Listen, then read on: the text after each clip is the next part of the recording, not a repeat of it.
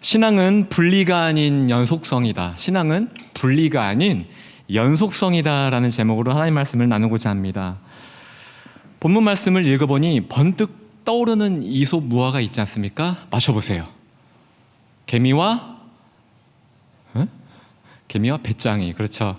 제가 전도사 때 거의 한 7, 8년 된 것 같아요. 7, 8년 전에 금요철에 입은 걸로 기억하는데, 그때 제가 가장 가치 있는 공적이라는 제목으로 설교를 할 때 서두에 말씀을 준비하다가 떠오르는 예어가 있었어요. 그게 뭐였냐, 이솝무화인데 아기 돼지 삼형제였어요. 그래서 돼지는 특색 있는 그 소리가 있지 않습니까? 제가 그걸로 기선제압으로 리얼하게 됐더니 굉장히 반응이 좋았어요. 근데 개미는 울음소리가 없더라고요. 네, 개미와 배짱이. 아쉬워요. 좀 뭔가 좀 울음소리 좀 따라하고 싶은데, 네. 어떤 내용이죠? 개미와 배짱이? 여름철에 부지런히 먹을 것을 저축해왔던 개미가 노래만 부르고 일을 하지 않는 배짱이에게 양식을 구워주고 훈계하는 내용이죠. 전 세계적으로 개미는 사람들에게 긍정의 의미로 적용됩니다. 그렇죠? 비록 몸체는 작고 보잘것없지만 지구상에 존재하는 생명체 중에 가장 부지런하고 가장 성실하다는 겁니다. 그래서 사람들은 개미를 연구하여 교훈과 지혜를 얻고, 개미에 연관된 긍정의 이솝무화, 이 개미와 배짱이처럼요, 또 긍정의 논문 자료들, 긍정의 서적들이 많이 나오게 됐다는 것입니다. 개미의 이 긍정적인 면을 최초로 밝힌 책이 무엇이죠? 그렇죠, 성경, 바이블이에요. 성경. 잠언에 기록된 이 개미를 근거로 인류는 개미를 긍정적으로 평가하게 되었다는 거죠. 자, 그렇다면 오늘 본문 말씀의 저자, 지혜의 왕 솔로몬이 이 개미에 대해서 언급을 했는데, 이 개미 이야기를 우리에게 어떻게 적용하면 좋을까요? 어떻게? 사람들이 가장 좋아하는 것이 무엇입니까? 가장 좋아하는 거 돈이겠죠. 머니, 돈. 저는 여기서 금방 세상 사람이라고 하지 않았습니다. 왜 강단에서 세상 하느냐? 성경에서 말하는 세상은 믿지 않는 자들을 뜻하는 거예요. 그래서 세상 사람, 세상에 속한이라고 표현하는 거죠. 저는 지금 세상 사람이라고 하지 않았어요. 그냥 사람이라고 했습니다. 사람이 가장 좋아하는 거. 한마디로 저와 여러분도 포함된다는 거예요. 살아가는 데 있어서 돈은 반드시 필요합니다. 매우 중요하죠. 돈이 너무 많아서 하나님을 떠날 수 있는 위험 요소도 있지만, 반대로 너무 가난하여 죄를 지을 수도 있는 것이 바로 돈입니다. 결론은 돈은 있어야 한다는 거예요. 돈은 있어야 한다는 겁니다. 하나님을 믿지 않는 사람들, 성경을 전혀 모르는 사람들조차 개미와 같은 생활을 한다는 거예요. 개미의 삶을 디자인한다는 겁니다. 저는 이 목회 길을 가기 전에 이 경제, 이 사업 쪽에 굉장히 관심이 많았어요. 누구보다 열정이 많았습니다. 성공력이 굉장했어요. 이 영상, 자료 정말 많이 떠들보고 많이 봤습니다. 세계 갑부들의 공통점을 다룬, 그런 공통점을 정리해 놓은 그런 것들도 있었어요. 지금은 버렸지만. 세계 갑부들이 일반인들에게 자신들의 삶에 대해 강의하는 영상을 정말 많이 봐왔습니다.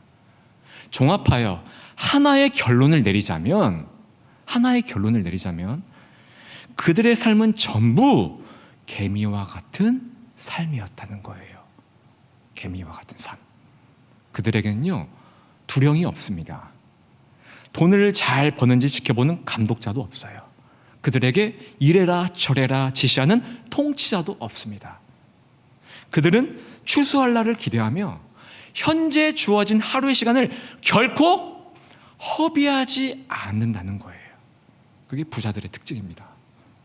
남들이 좀 더 자고 졸 때 그들은 좀 더 깨어 있습니다. 남들이 손을 모으고 좀 더 누워 있을 때 그들은 손을 부지런히 놀리며 부지런히 몸을 움직입니다.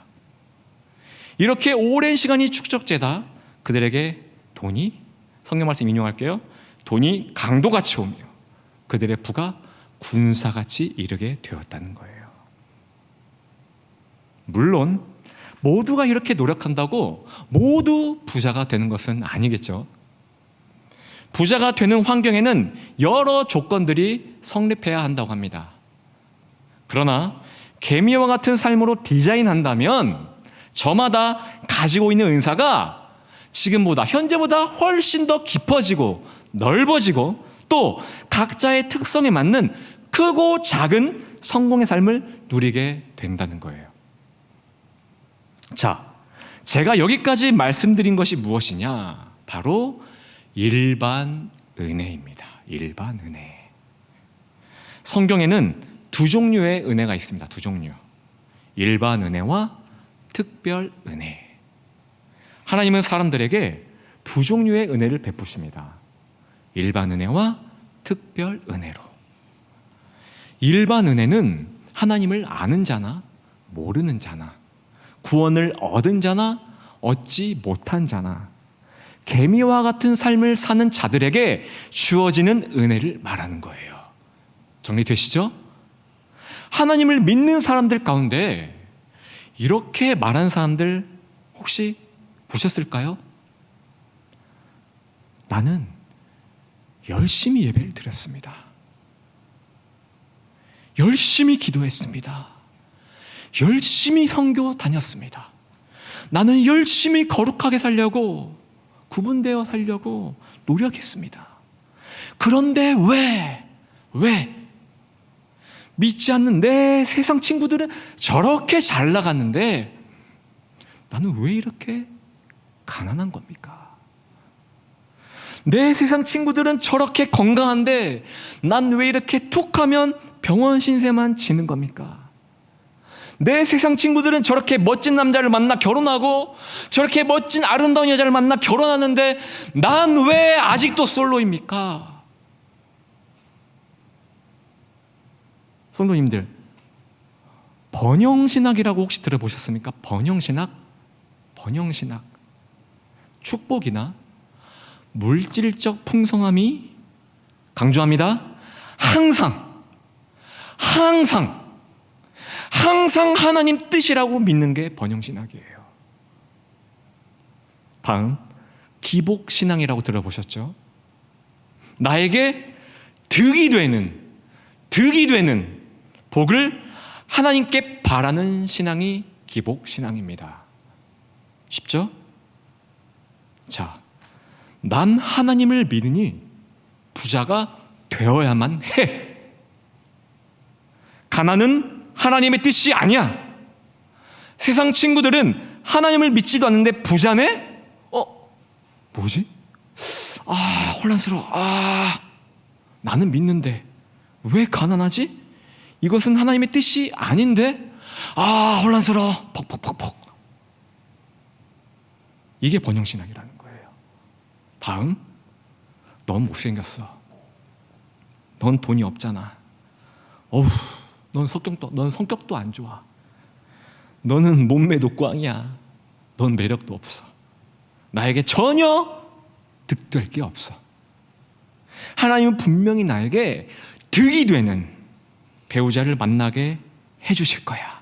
그때까지 엉덩이 붙이고 가만히 앉아서 기도만 할 거야. 이게 기복신앙이에요. 이해하십니까? 제가 지금까지 예를 든 것은 모두 일반 은혜에 속하는 것들입니다. 돈을 벌고 싶으면 개미처럼 살면 된다는 거예요. 건강하고 싶으면 식단 조절과 함께 운동을 꾸준하게 병행하며 살면 된다는 겁니다. 마음에 드는 배우자를 만나고 싶으면 그에 걸맞게 내 자신을 관리하고 가꾸고 살면 된다는 거예요. 하나님을 믿지 않는 자들은요, 이러한 복을 얻기 위해, 자신에게 득이 되는 복을 얻기 위해 잠을 아끼는 거 아십니까? 편한 삶을 포기하며 산다는 거 알고 계셨습니까? 그런데 하나님을 믿는 우리들의 모습은 어떨까요? 배짱이처럼 살면서 하나님께 돈을 달라고 기도하고 있다는 거예요. 몸에 좋지 않은 음식 다 먹어가고 운동은 하지 않으면서 날씬하게 달라고, 살 빼게 달라고, 건강을 달라고 기도한다는 겁니다. 좋은 배우자를 맞이하기 위해 걸림돌이 되는, 장애가 되는 내 고집, 내 고정관념, 내 철학과 신념을 말씀으로 깨부수지 않고 이것 때문에 상대방은 지치고 나가 떨어지는데도 하나님께 나에게 최적화된, 나에게 꼭 맞는 배우자를 달라고 기도하고 있다는 거예요. 하나님이 우리에게 주신 일반 은혜와 특별 은혜를 구분하지 못한다는 겁니다. 일반 은혜는 본문 말씀에 나온 개미처럼 추수할 날을 기대하며 주어진 현재의 시간을 가치 있게 쓰게 되어 주어지는 복을 말하는 겁니다. 그렇다면 특별 은혜는 무엇입니까, 성도님들? 특별 은혜, 우리의 노력과는 상관없는 은혜를 말합니다. 이 땅에서 인간이 누릴 수 있는 최고의 복을 말합니다. 또한 영원히 없어지지 않을 복을 말하는 거예요.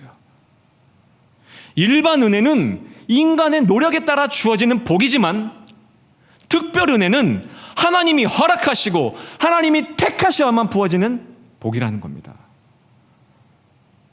이것이 특별 은혜예요. 이 복이 무엇입니까? salvation, 구원이에요.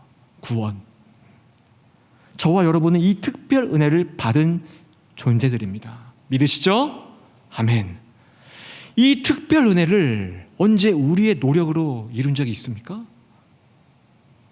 순전히 하나님이 여러분들을 택하시고 순전히 하나님이 허락하셔서 우리는 이 구원이라는 가장 큰 복을 얻은 자들이라는 겁니다. 다시 한번 물을게요. 이 땅에서 인간이 누릴 수 있는 최고의 복, 영원히 없어지지 않을 최고의 복, 하나님이 허락하시고 하나님이 택하셔야만 받을 수 있는 복, 구원. 여러분은 이것을 받으셨음을 믿으십니까? 네, 분명히 받았다고 다들 고개를 끄덕였습니다. 그렇다면 이 질문을 여러분의 삶에 한번 적용해 보세요. 내 세상 친구들은 부자인데 난 왜 가난할까?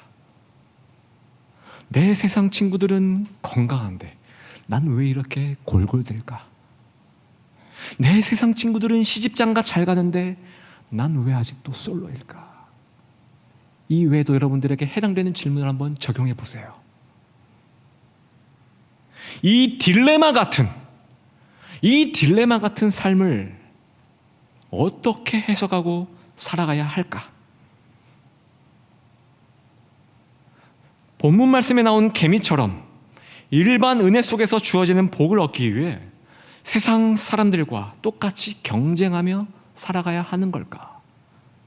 아니라는 겁니다. 아니라는 거예요. 일반 은혜 속에서 주어지는 복을 가장 많이 받은 오늘 본문의 저자 솔로몬, 그가 인생의 마지막에 뭐라고 하죠? 모든 것이 헛되다고 고백했습니다. 아하! 세상의 모든 복을 누려봤던 솔로몬이 다 헛되다고 했으니까 세상의 필요에 미련을 둬서는 안 되는 거구나. 좋았어. 난 솔로몬을 반면교사로 삼아서 이제부터는 오직 하나님을 위해서만 살아야겠어. 어디 보자. 내 인생의 지침으로 삼을 만한 말씀이 여기 있네. 마태복음 6장 31장부터 33절 말씀까지. 그러므로 염려하여 이르기를 무엇을 먹을까, 무엇을 마실까, 무엇을 입을까 하지 말라. 오호, 이는 다 이방인들이 구하는 것이라. 아하, 너희 하늘 아버지께서 이 모든 것이 너희에게 있어야 할 줄 아시느니라. 아멘, 할렐루야. 그런즉 너희는 먼저 그의 나라와 그의 의를 구하라. 그리하면 이 모든 것을 너희에게 더하시리라. 좋았어. 오늘부터 직장을 때려치우자. 좋았어. 오늘부로 약 먹던 거 다 버리고 병원도 스톱. 좋았어. 오늘부로 배우자를 찾는 노력은 때려치우고 오직 예배와 선교에만 집중하겠어. 난 이방인처럼 구할 수 없지. 하나님은 내가 필요한 것을 다 하신다고 하셨으니 오직 하나님의 나라와 의만 구하면 돼. 이러면서 세상과 신앙을 분리하게 된다는 겁니다. 맞습니까? 세상에서 내게 주어진 일을 소홀히 하기 시작합니다. 세상에서 내게 맡겨진 사람들을 배척하게 돼요. 오직 교회 안에서 주어진 직분만을 중요시하게 됩니다. 오직 교회 안에서 맺어진 사람들만을 중요시하게 돼요. 언제 예수님이 이렇게 살라고 가르쳤습니까? 언제요? 세상에서는 배짱이와 같은 모습으로, 교회 안에서는 개미와 같은 모습으로 살다 보니까 하나님께도 인정받지 못하고 사람들에게도 인정받지 못하는 이도 저도 아닌, 뜨겁지도 차지도 않은, 미지근해서 주님이 토해내시는 그런 삶을 살아가게 된다는 거예요. 마태복음 6장 말씀을 오해해서 세상에서 주어진 모든 것을 포기하고 신학생이 되려 하는 사람들을 저는 살면서 정말 많이 봐왔습니다. 목회자는요, 하나님의 부르심이 있어야 됩니다. 본인이 직접 명확한 하나님의 부르심을 받아야 한다는 거예요. 본인이 하나님의 명확한, 선명한 그 부르심을 듣지 못하고 단순히 그저 주변 사람의 권유와 또 홧김에 가려하는 감정에 휘둘려 목회자가 된다면 맹인이 양들을 인도하는 꼴이 되지 않겠습니까? 안 그렇습니까? 마태복음 6장에서 예수님이 말씀하시는 하나님의 나라, 하나님의 의, 이게 무엇입니까? 한 단어로 정의하면, 복잡한 거 다 빼고 심플하게 하나로 정의하면 예수님이에요. 예수님이 곧 특별 은혜라는 겁니다. 우리 모두는요, 예수의 은혜라는 특별 은혜를 입은 자들입니다. 누가는 세상에서 의사라는 직분을 버리지 않았어요. 그 직분을 가지고 예수라는 특별 은혜를 사람들에게 사용하며 살았습니다. 사도 바울은요, 세상에서 천막을 만드는 직분을 가지고 예수라는 특별 은혜를 세상에 널리 전파하며 사는 전도자였다는 거예요. 루디아라는 여성은요, 두아디라와 빌립보를 오가며 자색옷감, 고급 옷, 지금으로 따지면 명품, 그 옷을 파는 장사꾼이었습니다. 이 루디아라는 여성, 이 그녀는 빌립보에서 전도하는 바울을 만나 예수라는 특별 은혜를 얻고 이후 자신의 집을 집회처로 제공했습니다. 더 나아가 그녀의 집이 빌립보 교회의 전신이 되었다는 거예요. 놀랍지 않습니까? 엄청난 여성이에요. 다윗을 보십시오. 세상에서 이스라엘을 통치하는 대통령의 직분을 가지고 예수라는 특별 은혜를 민족에게 적용시키며 살았던 왕이었어요. 창세기에 등장하는 요셉은요, 세상에서 왕을 보좌하는 국무총리의 직분을 가지고 예수라는 특별 은혜를 그의 가족들과 또 이방 민족인 이집트에게 적용시키며 살았던 인물이었습니다. 마태복음 6장에서 예수님이 말씀하신 것은 세상과 신앙을 분리하라는 말씀이 결코 아니라는 겁니다. 일반 은혜는 등한시하고 특별 은혜만을 구하라는 말씀도 아니라는 거예요. 예수님은 우리에게 분명히 말씀하셨습니다. 너희는 세상의 소금이니 소금이 만일 그 맛을 잃으면 무엇으로 짜게 하리요? 후에는 아무 쓸데없이 다만 밖에 버려져 사람들에게 밟힐 뿐이니라. 여기서 말씀하는 맛, 이 맛이 무엇입니까? 예수의 맛이에요. 예수의 맛. 예수라는 특별 은혜를 말한다는 겁니다. 세상에 들어가서 예수라는 맛을 잃지 말라는 말씀이에요. 또 계속해서 우리 예수님 말씀하십니다. 너희는 세상의 빛이라. 산 위에 있는 동네가 숨겨지지 못할 것이요, 사람이 등불을 켜서 말 아래에 두지 아니하고 등경 위에 두나니 이러므로 집안 모든 사람들에게 훤히 비치느니라. 아멘. 교회 안에서만 예수의 빛을 비추지 말라고 세상에 들어가서 비추라는 말씀이라는 겁니다. 이로써 하늘에 계신 우리 아버지께 영광을 돌리게 된다는 겁니다. 이것이 바로 마태복음 6장 하나님의 나라와 의를 위해 사는 삶이라는 겁니다.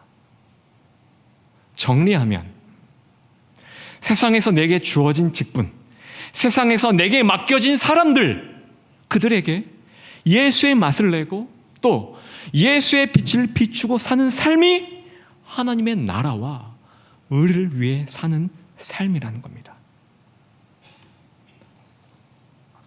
이런 삶을 사는 자들에게 하나님은 그 밖에 모든 것을 더하여 주신다는 말씀이에요. 다시 한번 말씀드리면 예수라는 특별 은혜를 내게 주어진 일상에 드러내고 산다면 하나님께서 그 밖에 일반 은혜까지도 부어주신다는 말씀이에요. 정리되시죠? 이제 우리는 어떤 삶을 살아가야 하는가에 대한 답을 얻었습니다. 하나님이 주신 일반 은혜를 소중히 여기시길 바랍니다. 특별 은혜와 분리시키지 마세요. 세상과 예수를 분리시키지 말라는 말씀이에요. 그렇다고 세상 사람들처럼 일반 은혜 속에서 주어지는 복을 목표로 삼지 마시길 바랍니다. 일반 은혜 속에서 주어지는 복을 얻기 위해 개미처럼 살아가되, 오늘 본문 말씀처럼 그렇게 개미처럼 살아가되 여러분은 세상 사람들과는 달리 예수라는 특별 은혜를 입은 자들임을 명심하시기 바랍니다. 예수님은 여러분들에게 말씀하셨습니다. 세상 속에 들어가 예수의 맛을 내고 예수의 빛을 비추라. 그것이 하늘 아버지께 영광이요 그 삶이 아버지의 나라와 의를 위한 삶이라. 그리하면 이 모든 것을 너희에게 더하시리라. 아멘. 기꺼이 계약을 포기할 수 있습니다. 기꺼이 한센병 환자의 손을 잡고 또 부축할 수 있습니다. 기꺼이 배우자가 될 당신에게 모든 것을 희생할 각오가 되어 있습니다. 준비가 되어 있습니다. 예수의 맛을 내고 예수의 빛을 비출 수만 있다면 말입니다. 이것이 바로 하나님이 우리에게 원하는 삶이라는 것입니다. 이런 삶을 살아가는 자에게 일반 은혜에서 누릴 수 있는 복까지도 부어주신다고 약속하셨습니다. 저와 여러분들이 이런 삶을 살 수 있기를 예수님의 이름으로 축원드립니다. 끝으로 마지막으로 정말 오랜만에 열린 고성선교, 많은 분들이 고성선교 현장에서 예수의 맛을 냈습니다. 또 예수의 빛을 냈습니다. 그러나 그 선교도 이제 끝이 났습니다. 선교가 끝남과 동시에 우리의 열정도 식어버렸습니다. 다시 일상으로 돌아왔습니다. 예수의 맛과 빛은 사라졌습니다. 내게 주어진 일상과 신앙은 또다시 철저하게 분리하며 살아가고 있습니다. 이것은 하나님이 원하시는 삶이 아니라는 겁니다. 아니라는 거예요. 선교 현장에서 보였던 우리의 모습이 일상에서도 계속해서 이어지는 것, 연속되는 삶, 이것이 특별 은혜를 입은 우리의 삶이 되어야 한다는 사실입니다. 우리 마지막으로 설교 제목 다 같이 크게 외치며 이 삶이 우리의 삶이 되길 바라면서 말씀을 마치도록 하겠습니다. 저를 따라하세요. 신앙은 분리가 아닌 연속성이다. 아멘. 우리 말씀과 연관된 찬양, 일상 찬양하시고 각자에게 성령께서 주신 감동, 그 말씀 붙들고 기도하는 시간 갖도록 하겠습니다.